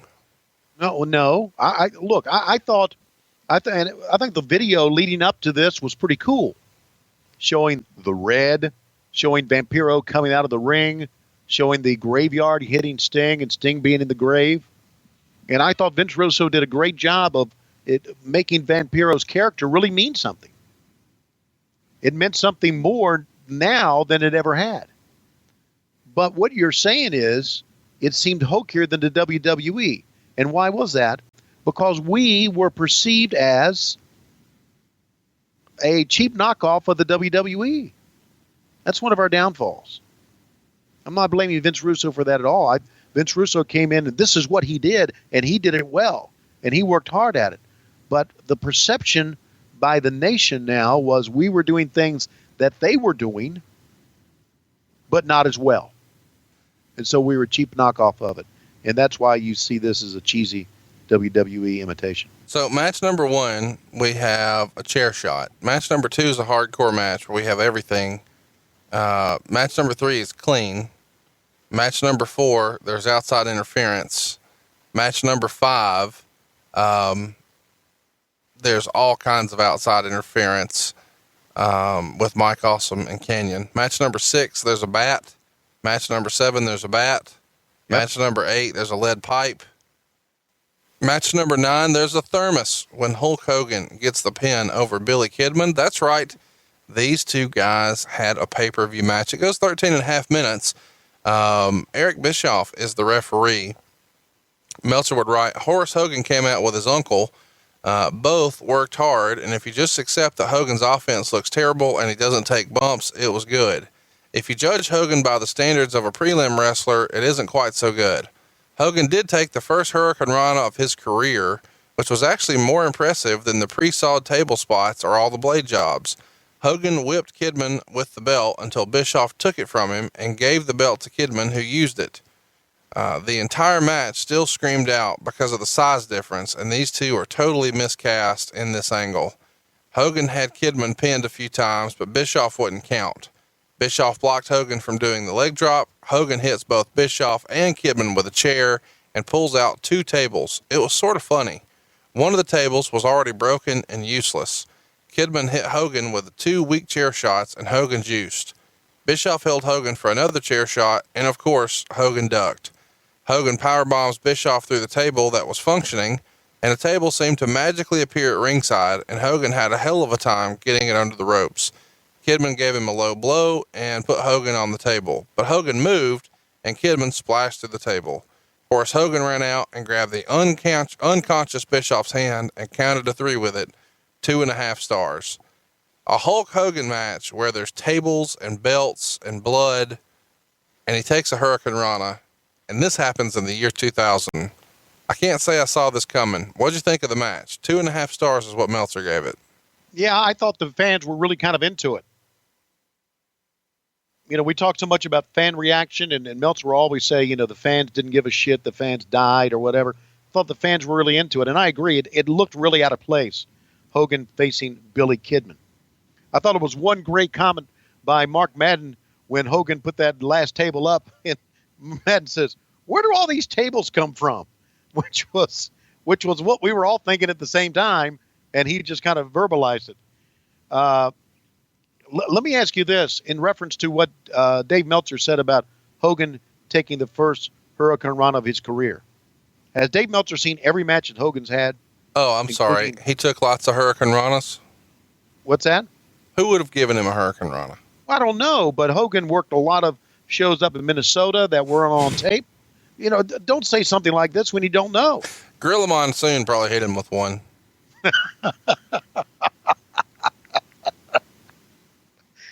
Yeah. And you know, the match started and they fucked up a spot. It looked ugly. But I thought both guys did quite well, and the fans were into it. Okay, the fans were into it. But seeing Hogan with all those tables in the ring, not wearing the colors, was just fucking goofy, man. Just fucking goofy. Talk me through this. Did you know, or when did you know, rather, about this whole situation with Kidman working an angle with Hulk Hogan? When did I know about it? Yeah. I absolutely can't remember when I knew about it. What are you leading to here? Well, no, I'm not. There's no conspiracy theory. I'm just wondering how it was. Did the guys feel like, hey, this is Hogan's chance to show that he's not really holding everybody down. He's going to work a program with a guy who hasn't really been in the main events, give a chance to build new stars and put some new shine on somebody else. Was it Hogan's idea? Did Vince Russo convince him to do it? Did Bischoff think it was a good political move? Do you know any of the backstory as to how this comes about? I do know that Russo convinced him to do it, and Hogan agreed to work a program with Kidman to help put more shine on Kidman. I think this was Hogan being a pro about it. You know, Hogan always had the final word in what was going to go down. And I think Hogan was old school. He knew who he was. And there was this, the new blood against the Millionaires Club. And for Hogan to go against Kidman and take some of Kidman's bump, like the first time he ever took a Hurricane Rana, was a big deal to put Kidman over. And it did, even though he beat him.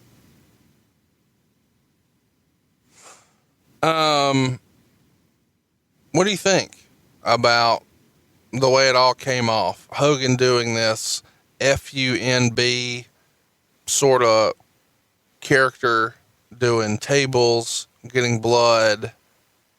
Do you think this is something that Hulk deserves credit for? Or are you going to err on the side of what a lot of wrestling fans online would say, which is this is just bullshit political Hogan stuff? Bullshit political Hogan stuff because he did chairs and did FUNB and all that stuff? There's a lot of people out there who don't give Hogan any credit for anything he does. I'm not one of them. I watch wrestling because of Hulk Hogan. I'm a huge fan. But I'm saying there's a lot of people who feel like Hogan did this to show it just doesn't work, brother. These little guys just can't draw, brother. You got to get a big nasty guy in there with me. People they don't buy it. It's just ridiculous. I'll do it, but I'll do it just to show you that it doesn't work. No, if Hogan thought that, he wouldn't have done it. He wouldn't have. If he thought that line of thinking you were talking about, that match would have never happened. That program would have never happened.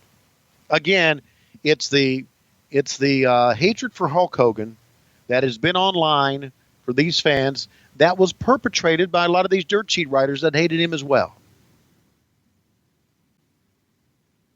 That's what it is.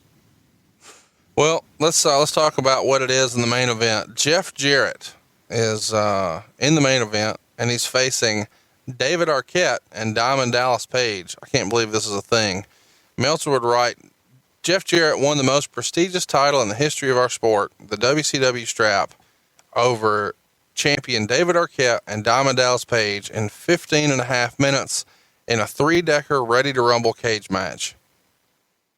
So first of all, what everybody wants to know, did Klondike Bill build this cage? No, I don't think he built this. I think he probably had a hand in it. I don't think he was the architect behind it. I'm sure he did some welding and he did some securing of he was part of the crew, put it that way. But to say that Klondike built this cage himself, no, he did not. What did you think of this match watching it back? It feels uber dangerous to me. Yeah. When they're on top of the first cage, around the second cage, and they're just walking around, at any moment, something bad could happen. And these guys take a real bad fall. No question. I remember back thinking about, this is fucking nuts. And the one side of the cage fell off. And that was not by design. And when that happened, I'm thinking, if that falls off, what else can fall off? Right. Or what else can collapse? It's they had the flooring, if you will, or the tops of the cage, a little bit better secure than that triple cage that we saw with Kevin Sullivan. Remember back at the Great American Bash or whatever? Remember that? Yeah. How crazy that thing was. It was a little bit better secure than that, but it was frightening. It was frightening. Anything could happen, and then you had David Arquette up there as well, and who knows what in the hell is going to happen with him. But the flip side of that is, I thought the fans were into it. Didn't you? No, I mean, it was, the crowd didn't seem like they totally hated it, but right. It's, I don't know. I didn't like the whole thing watching it back even because as they're walking around this cage, I can't help but remember a year ago, almost to the damn day, Owen Hart fell in this same building from a great height and died. And now we're back walking around a cage where I'm not saying it's going to happen, but a lot of people would argue that Owen rappelling from the ceiling a year prior was an unnecessary risk and not what wrestling was about.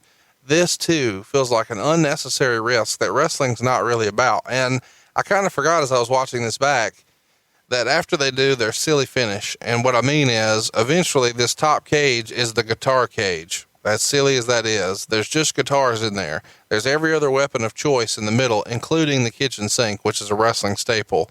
They even do a spot where they do a table spot on top of a cage. Not that matters, but it's just interesting to me because how do you really stabilize it? You've got to go past where it would normally stand. It's just interesting. But they do every possible weapon in the middle.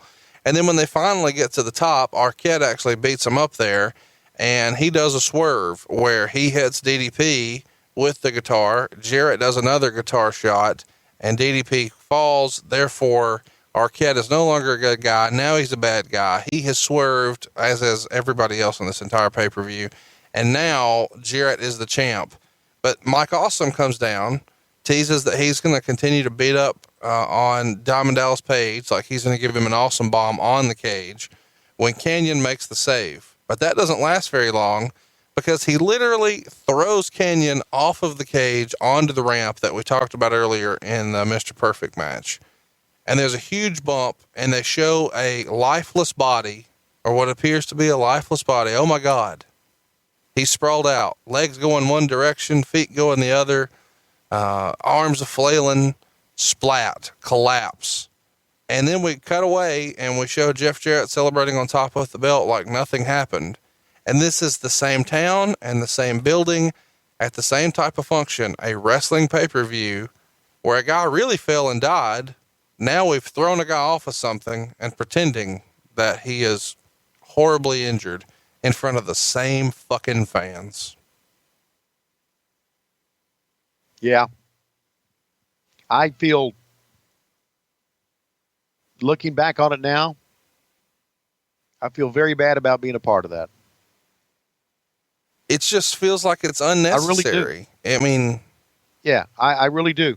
And I'd like to say and like to think, because I've always loved Vince Russo and Eric and worked for them and would do anything they want. I'd like to think that they weren't thinking about Owen when they did that, but how could you not? I mean, how could you not? How could you not draw the comparisons to what really happened with Owen and what was a work, obviously, with Chris Kanyon? I don't know. I don't know what we were thinking back then. I feel ashamed to be a part of it. And I sold it like he was really, really dead, which is bad as well. The sell job that I did at the end, and Mark did at the end, and Scott did at the end, was doing what we were supposed to do, but it was all wrong. So what became a very entertaining pay-per-view at the end was, in reality, a tremendous bump by a tremendous performer, but at the wrong venue. On the wrong day. On the wrong day. The match got 3 1/4 stars in the Observer, so he liked the match, and I guess considering all the gimmicks, it was what it was. Yeah, they performed very well. Yeah, they did. DDP and Jeff Jarrett can put on a good match, and right. Mike Awesome and Chris Canyon, we just said earlier, had the best match on the show. So you've got a lot of great performers in here, and Arquette being involved, he didn't really wrestle at all. He just did the swerve at the end. So he comes out in his ridiculous Ready to Rumble outfit. It's a great cross promotional tool. It is what it is. We'll cover it more, his involvement on the Ready to Rumble show. Let's talk about the bump. Meltzer right. Awesome threw Kenyon off the top of the cage onto the ramp, which was heavily gimmicked, so he wasn't hurt seriously taking the stuntman bump. They stacked cardboard underneath the ramp to soften the blow where he was supposed to hit, which was marked. Of course, from that height, any major flaws in the execution or even landing in a bad position wouldn't have been pretty, but he did practice it 3 times the day before without a hitch. Paige and Jarrett were doing a run through the day before, and Paige took a really bad bump, which is why he was taped up, and they had to fly in his doctor to work on his shoulder and back just for him to be able to work this match. After the show went off the air, Canyon was selling it huge with EMTs, etc. They didn't practice due to the ramp and how long it took for them to make it look like it hurt and then carry him out. And live, since it took so long, it left a lot of people with a bad feeling. The reaction to this was interesting. Most fans watching on TV loved it, or at least opted for the bump. Every email we received of the people who were there live mentioned it negatively because it was Kemper Arena and they were the same fans who saw Owen Hart die falling from the ceiling, and this felt too similar with them actually telling like he was maimed far too much of an exploitation of his tragedy. Actually, at the time, I thought they were copying Mick Foley, and that because of the big bump on the Ready to Rumble movie finish, this was just to distract from the fact that they were doing the same main event finish on 2 straight shows. And I figured somebody had to take a big bump. The Owen Hart thing had been discussed, at least a little in reference to this, which sort of made it sad. I didn't have a problem as much with the paralysis claim on television the next day, even with the obvious comparison to Darren Drozdov, because the hospital angle with DDP getting beat up was so Three Stooges that it isn't like anybody could take it seriously anyway. What did you think? You know, in hindsight, this pay-per-view overall is kind of an interesting thing to cover because there's so much going on in WCW. You've got the business is kind of up from a mainstream exposure, but it's really down as far as ratings and houses and gates. But you've got a movie star here and you've got a movie coming out and you're involved in it, which would have been a blessing at any other time in WCW's history. But it feels like it's too little too late, even despite, and really think about this card and who all's on it. Chris Candido, Sonny, Terry Funk, Mr. Perfect, Scott Steiner, Mike Awesome, Chris Kanyon, Buff Bagwell, Shane Douglas, Lex Luger, Sting, Vampiro, Torrie Wilson, Hulk Hogan, DDP, Jeff Jarrett.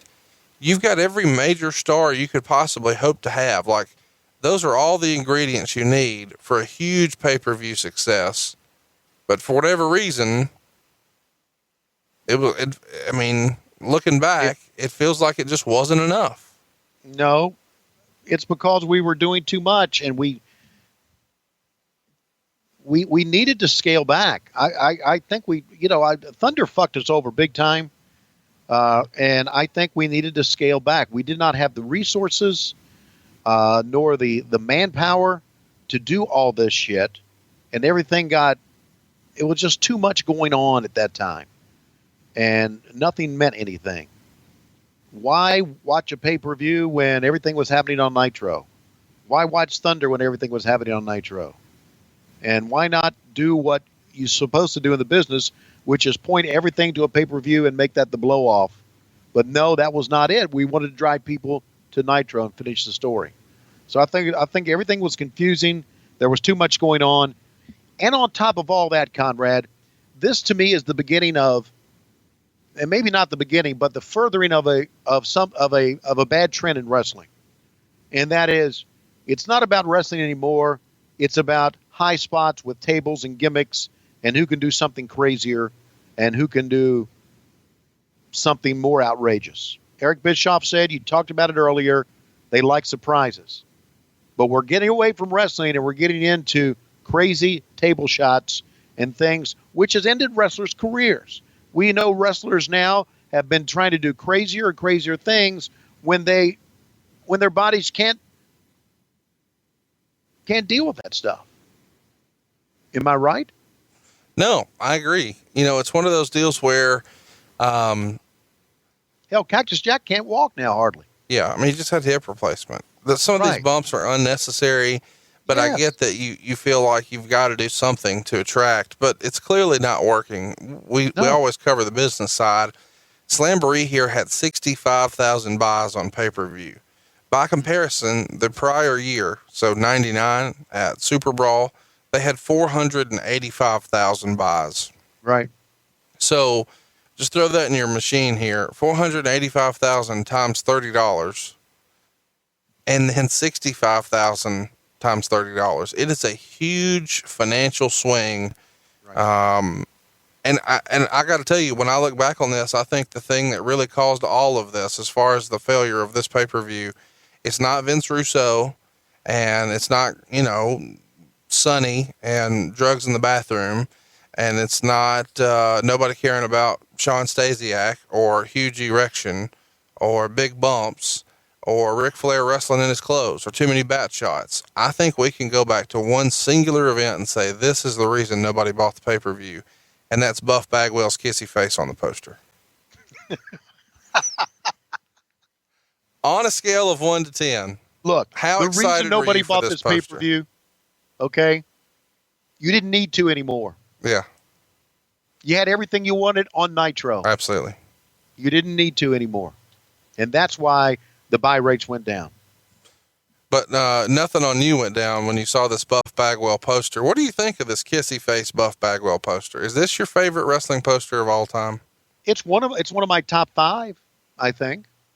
The kissy face poster, and the pennant, and Buff. Buff was one of those guys like Tom Zink and like Rey Mysterio and a couple other guys. Very, very attractive, handsome young man. Had a nice smile, all American face. Who's in charge of figuring out what to put on these posters, and why is Buff Bagwell making a duck face worthy of a wrestling poster? You got to ask the marketing department back then, the merchandising people. We had a guy named Casey who was our merchandise guy. Casey got fired, I think, and I don't know who was in charge of merchandise after that. But who I don't know. We had a lot of slapdicks in the front office who made decisions. How smart was Western Union in promoting this pay-per-view? It feels like to me this is a target audience for Western Union. Really? Well, because it's very expensive to send money with Western Union, and only people who make poor financial decisions would use that service. And if you bought this pay-per-view, you are not making good financial decisions. And so you're the target audience, man. Yeah. I agree with all that.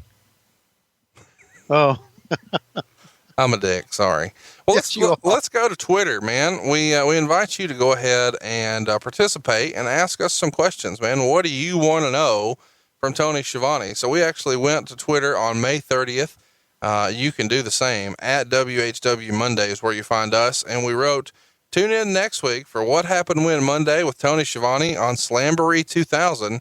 Have a question, just reply to this tweet. So let's scroll through some tweets here and give some questions. Michael Hemsworth wants to know, whose idea was it to have Mike Awesome throw Canyon off the cage? Do you know specifically who would have put that idea out there? that would have been Vince Russo's idea. He wrote the whole thing, and he had a committee with him by that time, but it would have been Vince Russo's idea because Canyon did crazy things and things we hadn't seen before. And again, we want to make it bigger and better and surprise the audience. So Russo would have been the man. Late to the Nitro Party asks, who was your favorite person on the show and why was it Kimberly Page? That show? Yeah. Kimberly was one of my favorite, but my favorite people on the show were the Freaks with Scott Steiner. Roll Tide on that. Josh Kuhn wants to know if you have a good Ralphus story.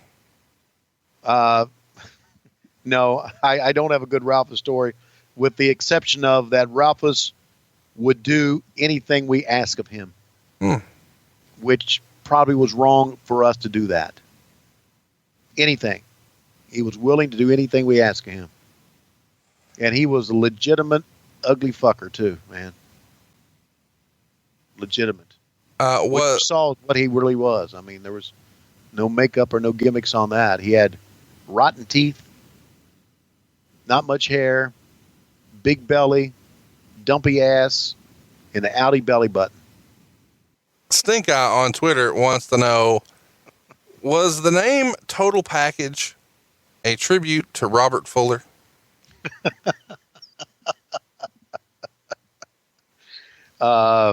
No, it was not. Stink Eye? Stink Eye, go fuck yourself. That was pretty good. Okay. What have we done to people? I didn't do What it. has this podcast done to people? Have we brought up the worst in people? We're talking about jump rope academies. We're talking about coffee tables. Oh, man, what have we done? Josh on Twitter wants to know, did Hogan and Kidman really hate each other? I don't know. There seemed to be that Kidman was kind of the new school kids that did not appreciate Hulk Hogan. I got that feeling. Whether they really hated each other or not, I don't know. If they really hated each other, I don't think they would have had the match they had. Moondog Smash wants to know, how awkward was it backstage with Flair and Douglas? Not awkward at all, as far as I know. They're professionals. A lot of this is a work. A lot of it is a work. Sure, there's some heat, but a lot of it is a work, and people don't understand that. They don't get it. James wants to know, in your opinion, who had more authority in the company at the time, Bischoff or Russo? I think Russo did at the time because Bischoff had left and come back. Josh Kuhn wants to know, why no Bobby Heenan, and why was Scott Hudson getting more mic time than the voice of WCW, Tony Schiavone? Bobby Heenan had been fired, and that's another story for another podcast that I really want to address. And Scott Hudson was kind of a second play-by-play guy. I liked Scott so much, I thought he added to it. I'd let him talk as much as he wanted. For a number of reasons. Number one, I talked too much. I was on every show, and I was losing my voice. So having Scott on there helped me out tremendously, and I love working with him. Mark Arnold wants to know what your thoughts on Sonny's Spanx outfit was. Did they have Spanx back then, or that's kind of been just recent, isn't it? I don't know. I don't do research on Spanx. I do it on old wrestling. Okay, I liked anything Sonny put on or took off. Do you have Skype? Yes, I've got Skype. I'm gonna smarten you up off air. Really? Tony on Twitter says, did Canyon ever try to see the button on the fur coat? Yeah, there's a lot of people that tried to see the button on the fur coat. No one has ever seen it, especially since 2000. You included. Me included. I know it's there, just don't know where it is. Dark Wonder. You laugh, you son of a bitch, but wait till you're in your 50s. Dark Wonder Boy says, how many Buff Bagwell pennants were actually requested, and why are the leftovers in your closet? Leftovers in my closet. They have nowhere else to go, and I give them out to Girl Scouts when they sell cookies. It's what every girl wants. Little buff in her stuff. Hey, Michael wants to know, were there any competitors hesitant to do the triple cage? Not that I'm aware of, no. They all would have wanted to be in a main event and would have done anything to be in a main event at that time. Paul wants to know, why did Hogan and Flair not wear ring gear? Was this an order from WCW? It's not an order from WCW. It's part of the angle. Part of the angle of the Millionaires Club. Wrestler 82 wants to know what you thought of this version of the new WCW logo. I hated it. However, I understood what Eric was looking for. Eric was looking for an identifiable logo that when you saw it, you knew what it was. Like the swoosh for Nike. I don't know how many people came up with different things. I don't know who decided on this. I didn't like it at all because I thought it was too complicated. But then again, nobody else had anything like it, so I guess it did a good job at identifying us. That's what you want from a logo. Easily identifiable. That's what Eric was looking for. I don't think that's what Eric got. It sucked. Michael wants to know, who decided on the commentary team and the combination of Tony, Mark, and Scott? That would have been the booking committee, and that would have been Vince Russo. I had a lot of heat in the booking committee around that time. Why is that? I have no idea. In 1999, during the summer, the All-Star game was in Atlanta, the Major League All-Star game. So I took Matt and I think Chris to the All-Star convention to where they, collect cards and wherever. During the day, I said, fuck it, I'm going to go to this thing because I'm a baseball card collector. We went to this thing and I got a call during the course of the day from Craig Leathers. And Craig said, I just want you to know that the booking committee is considering removing you as an announcer. And I went, oh, yeah? He said, yeah. He said, don't let them know I told you this, but you got a lot of heat with the booking committee about your commentary. I said, okay. So I went to Russo about it. Russo said, don't worry about it. He says, as long as I'm with the booking committee, you're going to be an announcer for us. Some of the guys are harping on your commentary. Some of the guys are upset about your commentary. And it's just been brought up a number of times. Again, it goes back to this. When things are starting to go downhill, you're looking at everything as a reason why. I really think that the person that was behind me or behind moving me out was Terry Taylor. I really think that. I don't know for sure. I don't think it was Ed Ferrara. I'm not so sure if Ed was still there at that time. But they moved Scott in. They had moved Scott in one time. Scott did a couple of nitros because Eric thought I was burnt out and moved me away. The fact is, I thought Scott was a great announcer, and I had no problem with what he was doing. But the booking committee, I guess, thought there was too much Tony on TV, and they were probably right. and at times they thought I was burnt out, and I wasn't yet, but we're getting close to the time that I was later in the year. So that's the best I can relate that story to you, and that's why we had the 3-man crew. The to guru help pick up Tony when he dropped. The guru wants to know what happened with Big Papa Pump's freak Shakira. Great googly moogly. Yeah, I don't know. I'd like to find out too. Do you know? No, I don't know, but I'm sure somebody listening does know. We would love to hear from you. I am at Hey, it's Conrad. He is at Tony Schiavone 24. JBL Cena fan wants to know, was killing the company really worth coverage in USA Today? Apparently JBL Cena fan thought everything was going great in WCW, and then Arquette won and the company died. So there's JBL Cena fan. What do you say to JBL Cena fan, Tony? If you think that killed the company, then you have no idea what was really going on in our company. That's bullshit. Absolute bullshit. Kenneth Coker wants to know, if Deborah has puppies, what does Ralphus have? Ralphus has mud flaps from a Kenworth.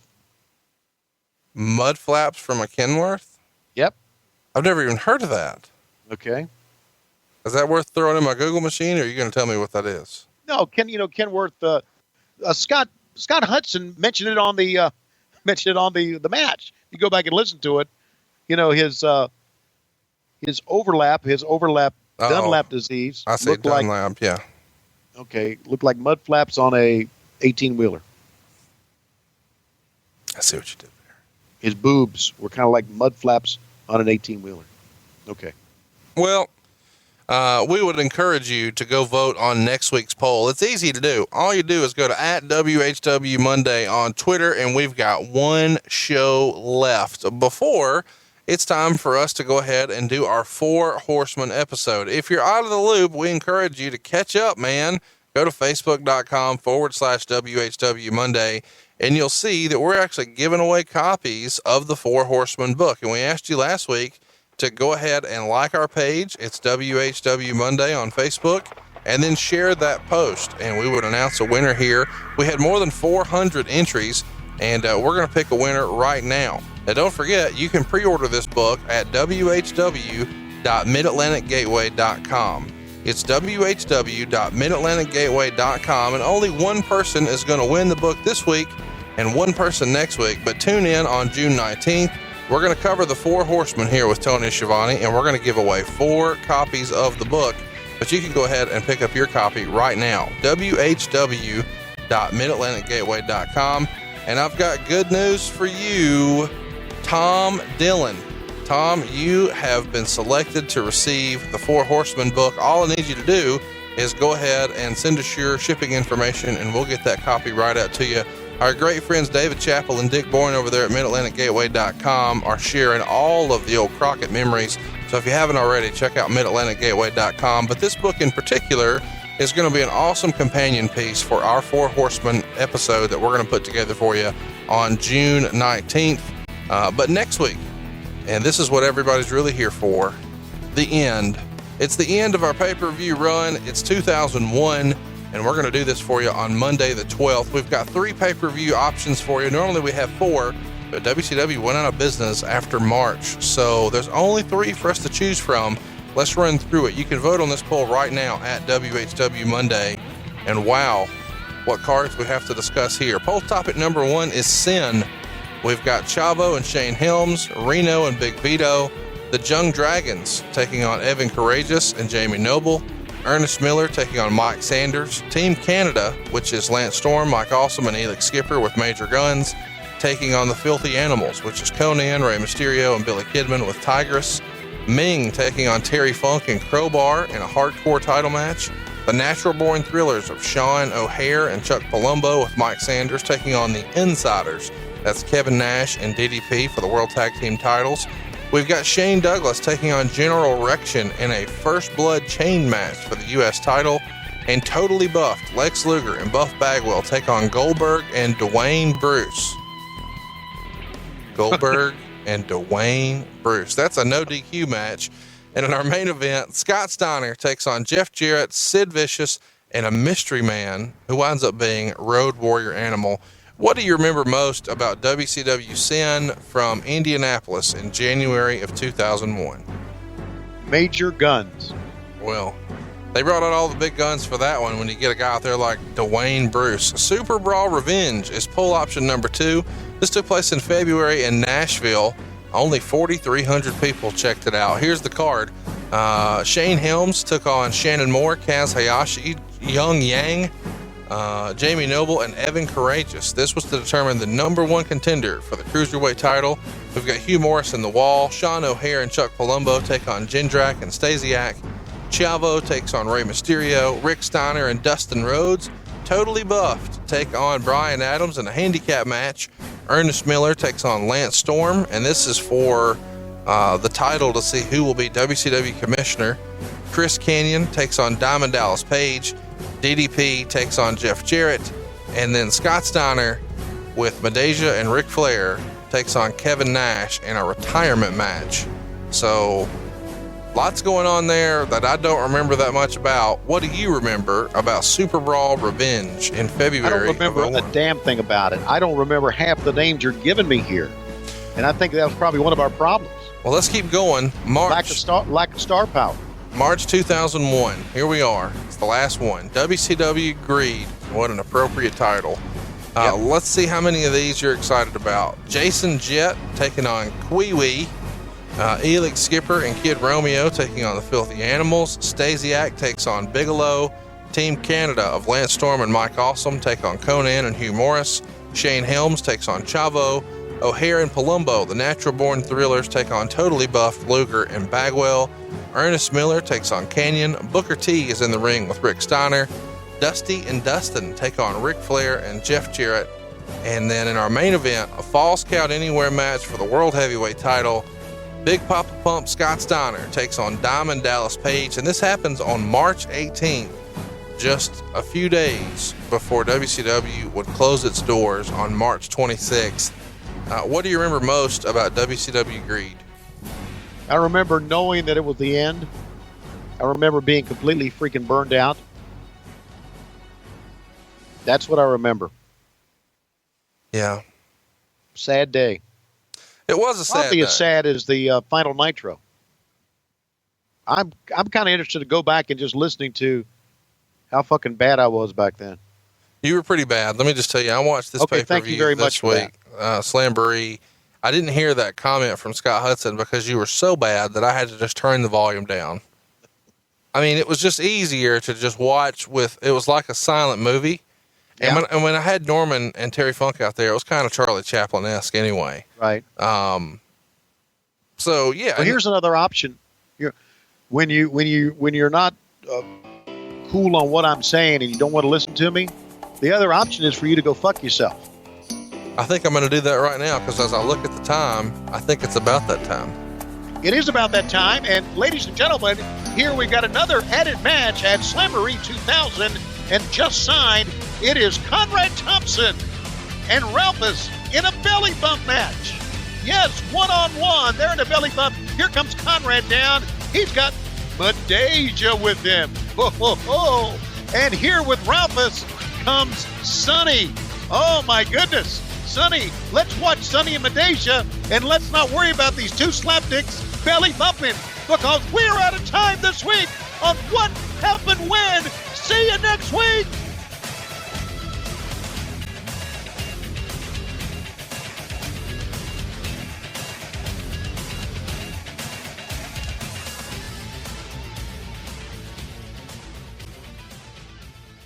The world of MLW Radio never stops.